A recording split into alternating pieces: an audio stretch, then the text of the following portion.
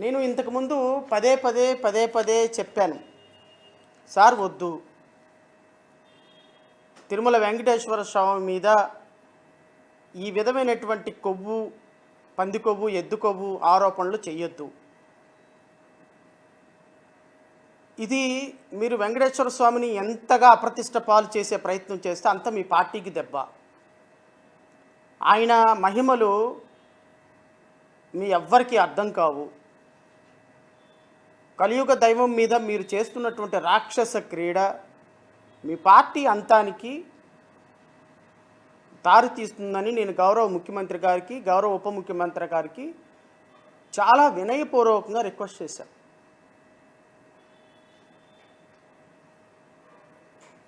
ఎందుకంటే రాజకీయాలు చేయడానికి చాలా అంశాలు ఉన్నాయి. ఒక మాజీ ముఖ్యమంత్రి మీద, ఒక రాజకీయ పార్టీ మీద మీరు రాజకీయంగా ఆరోపణలు చేయడానికి చాలా అంశాలు ఉంటాయి. కానీ దేవునితో ఆడేటువంటి రాక్షస క్రీడ మీ జీవితాలని తలకిందులు చేస్తుంది. మీ పార్టీ సర్వనాశనం లేకుండా చేస్తుంది. మీకు రాజకీయ భవిష్యత్తు లేకుండా చేసేటువంటి ఒక పాపం మీకు పండింది అని నేను ఆ రోజే చెప్పాను. నేను చెప్పినట్టుగానే పంది కొవ్వు, ఎద్దు కొవ్వు కడాన తిరుమల లడ్డూల్లో కలిసిందని మీరు ఆడినటువంటి రాక్షస క్రీడకి, మీ రాక్షస క్రీడని ఇంకా దానికి కొంత మసాలా వేసి ఈ రాక్షస క్రీడని సుదూరంగా తీసుకెళ్లేటువంటి ప్రయత్నం చేసినటువంటి గౌరవ ఉప ముఖ్యమంత్రి గారు పవన్ కళ్యాణ్ కూడా నేను చెప్పిన, అయ్యా మీరు ఆడేటువంటి రాక్షస క్రీడ వెంకటేశ్వర స్వామి పాపం మీకు తగులుతోంది, కోటాను కోట్ల మంది భక్తుల ఉసురు మీకు తగులుతుంది, మీ పార్టీలు చేసేటువంటి ఈ రాక్షస క్రీడలో మీరే మునిగిపోతారు, పుట్ట మునిగిపోద్ది మీకు అని చెప్పాను. నేను వింటారా? వినలా. పుట్ట మునిగి అడిదిరిగి ఇందాపూర్ నుంచి వచ్చి హెరిటేజ్లో నుంచి వెళ్ళి ఇందాపూర్లో నుంచి దిగి ఆగిన దాకా చాప మొత్తం తడిసిన దాకా మీకు తెలియలా కింద తడిసిపోయిందని. అప్పుడు లెగిసి అర్రని ఆపుకుంటున్నారు. ఏం ఉపయోగం? తడవాల్సిన తోట తడిసిపోయింది. పోనీ చెప్పినప్పుడు ఏమైనా కాస్త కూస్త ఏదో శ్రావణ్ కుమార్ ఏదో 4 మాటలు చెప్పాడు, విందాము, మంచోడో చెడ్డోడో చిన్నోడో పెద్దోడో చెప్పింది మంచి విషయమే కదా, వెంకటేశ్వర స్వామి మీద రాజకీయాలు ఎందుకు అని ఆగారా? మీరు ఆగల. అయితే మీరు అనొచ్చు, సార్ ఎట్లా దీనికి పుట్టా మహేష్ కుమార్ యాదవ్ కను దీనికి ఏ విధంగా సందర్భం సార్, ఏ విధంగా దీనికి కనెక్టెడ్ అని. మేము మా పార్టీ నుంచి ఈ లడ్డూ మీద అసలు బోలే బాబా తిరుమల వెంకటేశ్వర స్వామి దగ్గరికి రావటానికి కారణమే, 2018లో బీజాలు పట్టడానికి కారణమే, అప్పుడు టీటీడీ చైర్మన్గా పనిచేసినటువంటి ఇప్పుడున్నటువంటి ఏలూరు ఎంపీ గారి వాళ్ళ నాన్నగారు, ఆయన మీద కూడా మేము పోలీస్ రిపోర్ట్ ఇచ్చాం. ఆయన కూడా ఒక ప్రధాన నిందితుడిగా ఆయన మీద కూడా బోలేబాబా తిరుమల వెంకటేశ్వర స్వామి ఆలయంలోకి అర్హత లేకపోయినా రావడానికి కారణం అప్పుడు టీటీడీ చైర్మన్ను, ఆయన మీద కూడా, ఆయన పాత్ర మీద కూడా ఎంక్వైరీ చేయడానికి మేము రిపోర్ట్ ఇచ్చాం. ఈ రిపోర్టు మేము ఇచ్చిన విషయం పక్కన పెట్టేస్తే సిబిఐ వారు వేసినటువంటి ఛార్జ్ షీట్లో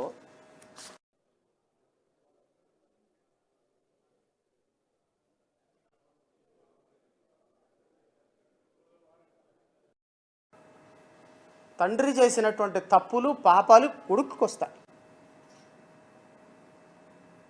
నేను ఎంపీ గారిని అడుగుతున్నా, మీరు నిన్న డ్రగ్స్ కేసులో పట్టుబడి ఇక మీ రాజకీయ జీవితం నిన్నటితో ముగిసిపోయింది. ఇంకా మీరు రాజకీయాలు వదిలేసేసి చక్కగా వెళ్ళిపోయి ఏ విధంగానో, ఎందుకంటే మీ మీద పెట్టినటువంటి ఛార్జెస్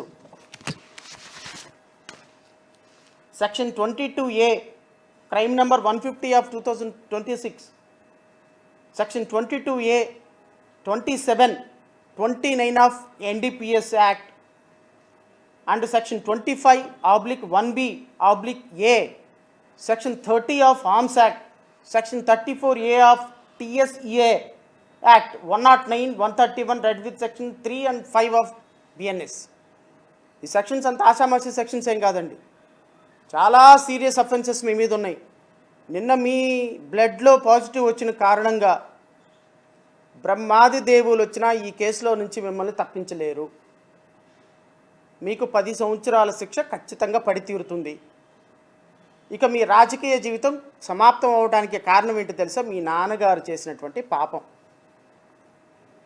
యాదవ్ గారు టీటీడీ చైర్మన్గా భోలేబాబా అనేటువంటి ఒక సంస్థని టీటీడీలోకి తీసుకొచ్చి అర్హత లేకపోయినా కల్తీ నెయ్యి సప్లై చేయడానికి కారణమైనటువంటి మీ నాన్నగారు చేసిన పాపం, వెంకటేశ్వర స్వామి ఇచ్చినటువంటి శాపం, మీ నాన్నగారు చేసిన పాపం, వెంకటేశ్వర స్వామి ఇచ్చినటువంటి శాపం మిమ్మల్ని మీ కుటుంబాన్ని వెంటాడటం మొదలుపెట్టింది. దానిలో ప్రత్యక్షంగా జరిగినటువంటి ఒక అంశమే మీరు నిన్న డ్రగ్స్ కేసులో పట్టుబడి శాశ్వతంగా రాజకీయాల నుంచి దూరం అయ్యేటువంటి ఒక కార్యక్రమం. మొన్న వేసినటువంటి సిబిఐ ఛార్జ్షీట్లో ఈ అంశాన్ని చాలా స్పష్టంగా రాశారు. ఎందుకు అంటే ఎంపీ గారి మీద ఏదో డ్రగ్స్ కేసు వచ్చింది అనుకుంటున్నారు. ఎంపీ గారి మీద డ్రగ్స్ కేసు ఈరోజు రావడానికి ఒక కారణం మీరు గమనించండి సోదరులారా, రాష్ట్ర ప్రజలారా. నేను మీడియా సోదరుల ద్వారా చెప్తున్నా, రాష్ట్ర ప్రజలకు ఒక విన్నపం చేస్తున్నా. ఇదే గనక ఆంధ్రాలో జరిగితే బయటకు వచ్చేదండి? మీరు చెప్పండి. ఇదే గనుక ఈ ఈ ఈ విధమైనటువంటి డ్రగ్స్ మాఫియాలో గనక మెంబర్ ఆఫ్ పార్లమెంట్ ఉన్నట్టయితే, మెంబర్ ఆఫ్ పార్లమెంట్ కనుక విజయవాడలోనో విశాఖపట్నంలోనో తిరుపతిలోనో ఈ డ్రగ్స్ తీసుకుంటా దొరికినట్టయితే ఈగల్ టీము ఎంపీని పట్టుకునేదా, ప్రపంచానికి తెలిసేదా? మీరు ఒక్క మాట ఆత్మసాక్షిగా ఆలోచించండి. 2 సెకండ్లలో ఎంపీ గారిని తప్పించే పాత్ర గౌరవ హోమ్ మినిస్టర్ గారే తీసుకుంటారు. ఇంకా వేరే ఎవరు తీసుకోవాల్సిన అవసరం లేదు. నెంబర్ 1 డైలాగ్ వెళ్ళిపోతుంది పోలీసుల దగ్గర నుంచి, అమ్మా ఏలూరు ఎంపీ గారు డ్రగ్స్ పార్టీలు దొరికారమంటే 2 నిమిషాలు ఆయన పంపించేసేసేయండి ఇమ్మీడియట్గా అని హోమ్ మినిస్టరే చెప్తుంది. ఇన్ని కథలు, ఇన్ని సంస్కరణలు, ఇంత అద్భుతంగా లా అండ్ ఆర్డర్ గురించి మాట్లాడేటువంటి తెలుగుదేశం పార్టీ హోమ్ మినిస్టరే ఎంపీని వదిలేపించింది. ఇది తెలంగాణలో జరిగింది కాబట్టి, తెలంగాణ పోలీసులు చేశారు కాబట్టి, తెలంగాణలో జరిగిన అంశం కారణంగా ఈరోజు ఈ ప్రపంచానికి ఇది తెలిసింది. అంటే లా అండ్ ఆర్డర్ ఎంత కఠినంగా ఉండాల్సినటువంటి పరిస్థితి ఉందో ఒకసారి ఆలోచించమని కోరుతున్నాను. ఇదే తెలుగుదేశం పార్టీ ఆంధ్రప్రదేశ్లో జరిగితే బయటకు వచ్చేదా? ఒక ఎంపీ బయటకు వచ్చేవాడా? లా అండ్ ఆర్డరు ధర్మం 4 పాదాల మీద నడుస్తుందని మీరు చెప్తున్నారు కదా, దీనికి ఒక ప్రత్యక్ష ఉదాహరణ ఇది. ఈగల్ టీం పెట్టాను, ఆ టీం పెట్టాను, ఈ టీం పెట్టాను, అద్భుతంగా మా పరిపాలన ఉంది, ఎక్కడ గంజాయి లేని రాష్ట్రం చూస్తున్నాం అని మీరు చెప్పుకుంటూ వస్తున్నారు కదా, అన్నీ శుద్ధబద్ధాలు. ఎక్కడా కూడా రాష్ట్రంలో గంజాయి విచ్చలవిడితనం అయిపోయింది. నేను ఊరికే సరదాగా అడిగా మా మిత్రుని, ఏమయ్యా ఏంది గంజాయి ఎక్కడ పడితే అక్కడ దొరుకుతుందంట, నిజమేనా అంటే, సార్ స్కూళ్ళల్లో చాక్లెట్లు అమ్మినట్టు గంజాయి అమ్ముతున్నారు సార్. సిగరెట్లో పెట్టి వాళ్లే పిల్లలకి ఎక్కడ గంజాయి సిగరెట్లో పెట్టుకునే టైం కూడా ఎందుకులే అని వాళ్లే గంజాయిలో సిగరెట్లో గంజాయి పెట్టేసేసి వాళ్లే తయారు చేసి సిగరెట్లు స్కూల్ పిల్లలకి చాక్లెట్లు అమ్మినట్టు అమ్ముతున్నారు సార్. మీకు ఎక్కడ కావాలో చెప్పండి అని.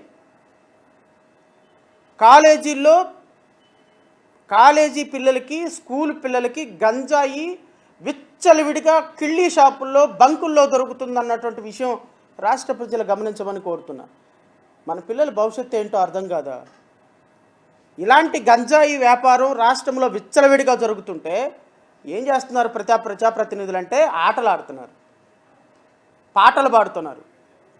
సింగింగ్ ఒకళ్ళు, వాళ్ళ అద్భుతమైనటువంటి టాలెంటు, డాన్సింగ్ ఒకళ్ళు, అభినయం ఒకళ్ళు, భీముడు పాత్ర ఒకళ్ళు, ధృతరాష్ట్రుడి పాత్ర ఒకళ్ళు, దుర్యోధనుడి పాత్ర ఒకళ్ళు, కామెడీ ఆర్టిస్ట్ పాత్ర ఒకళ్ళు చేసుకుంటూ రాష్ట్రంలో ఇది ఒక డ్రామా కంపెనీలాగా ఆంధ్రప్రదేశ్ రాష్ట్రాన్ని తయారు చేసినటువంటి విధానం చూసి వెంకటేశ్వర స్వామి పెట్టినటువంటి పాపం అయ్యా ఇది మీకు. లేకపోతే 76 సంవత్సరాలు 32 సంవత్సరాల నుంచి సహజీవనంతో ఉన్నటువంటి బిఆర్ నాయుడు గారు వీడియో బయటికి రావటం ఏంటండి? ఒకసారి ఆలోచించండి. ఇది వెంకటేశ్వర స్వామి శాపం కాకపోతే ఇలా పాపాలు పండుతాయా? బిఆర్ నాయుడు గారు చెప్పినట్టుగా మాకు 32 సంవత్సరాల నుంచి పరిచయం. మరి 32 సంవత్సరాల నుంచి పరిచయం అయితే ఈరోజు ఎందుకు వచ్చిందండి బయటికి? వెంకటేశ్వర స్వామి పాపం తిరుపతి నుంచే మొదలైంది. శాపం, పాపాత్ముల యొక్క శాపం, పాపాత్ముల యొక్క పాపాలు బయటికి రావటం ఎంత గొప్ప కలియుగ దైవం అంటే నిజంగా వెంకటేశ్వర స్వామి వీళ్ళ పాపాలని శాపాలుగా మార్చి ఆ శాపాలని తిరుమల వెంకటేశ్వర స్వామి పుణ్యక్షేత్రం నుంచే మొదలుపెట్టారు బిఆర్ నాయుడు. అయిపోయింది, చరిత్ర సమాప్తం బిఆర్ నాయుడు గారిది. ఎందుకు అంటే ఆయన్ని ఎంత కఠినంగా అక్కడ కొనసాగిస్తున్నా ప్రతి క్షణం దీపం పెట్టే ప్రతి క్షణం, శ్రీవారికి పట్టు వస్త్రాలు సమర్పించే ప్రతి క్షణం నీ మనసు నిన్ను గద్దిస్తూనే ఉంటుంది. బిఆర్ నాయుడు గారు, చంద్రబాబు నాయుడు గారు, పవన్ కళ్యాణ్ గారు, ఆయన్ని మీరు అక్కడ కొనసాగించినంత వరకు ఆ వెంకటేశ్వర స్వామి పాపం అనేది మిమ్మల్ని వెంటాడుతూనే ఉంటుంది. ఆ పాపాత్ములకు శిక్ష వేయకుండా మీరు కాపాడుతున్నారు చూశారు. ఆ పాపాత్ములకు శిక్ష వేయకుండా కాపాడుతున్న మిమ్మల్ని కూడా ఆ శాపాలు వెంటాడుతున్నాయి. అందుకోసమనే చరిత్రలో ఎప్పుడూ లేని విధంగా ఆరవ శ్రీధర్ లాంటి ఎమ్మెల్యే అసెంబ్లీలో నూడు కాల్స్ మాట్లాడుతూ, వీడియో కాల్స్ మాట్లాడుతూ, ముద్దులు ఇస్తూ దొరికిపోయినా కానీ ఏమీ యాక్షన్ లేకుండా పోయింది.